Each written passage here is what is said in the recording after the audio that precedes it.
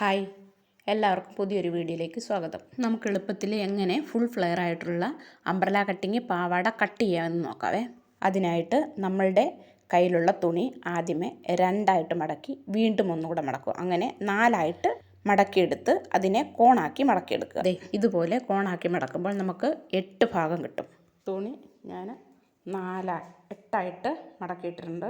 ദേ 1 2 3 4.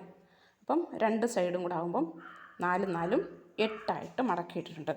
8ആയിട്ട് മടക്കിയിട്ടതിനെ കോണാക്കി വിരിച്ചിട്ടു. നമ്മൾ കോണായിട്ട് മടക്കുമ്പോൾ ശ്രദ്ധിക്കേണ്ടത് ഓപ്പണായി മടക്കിയ ആ 4 ഭാഗവും ക്ലോസ് ആയിട്ട് മടക്കിയ വശത്തോട്ട് വേണം മടക്കാൻ. ഓപ്പണായ ഭാഗവും കൂടെ കൂട്ടി മടക്കി കഴിഞ്ഞാൽ നമ്മൾ കട്ട് ചെയ്യുമ്പോഴത്തേനും 2 പീസായിരിക്കുകയില്ല കിട്ടുന്നത്, 4 പീസായി കിട്ടും. നമുക്ക് വേണ്ടത് ബാക്ക് പീസും ഫ്രണ്ട് പീസുമായിട്ട് 2 പീസാണ് വേണ്ടത്. ബാക്കിലൊരു പീസ്, ഫ്രണ്ടിലൊരു പീസ്, അങ്ങനെയാണ് നമുക്ക് കിട്ടേണ്ടത്.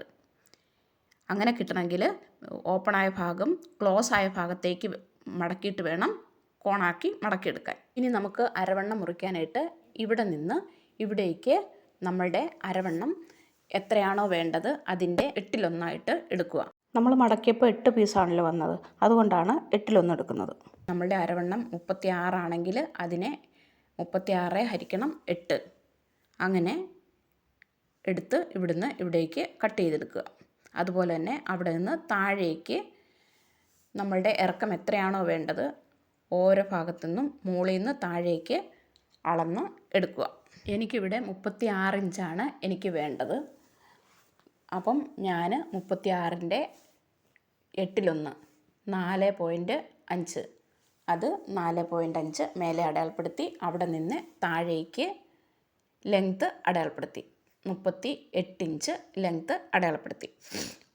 മേലെ നിന്ന് താഴേക്ക് ഓരോ ഭാഗത്തേക്കും നീക്കി ലെങ്ത്ത് അടയാളപ്പെടുത്തിയെടുക്കുകയാണ് വേണ്ടത്. ഇനി നമുക്ക് മാർക്ക് ചെയ്തെടുത്ത ഭാഗം കട്ട് ചെയ്ത് മാറ്റാം.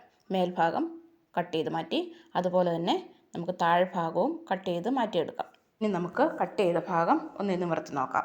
നമ്മൾ 8 പീസായിട്ടാണ് മടക്കിയെടുത്തത്.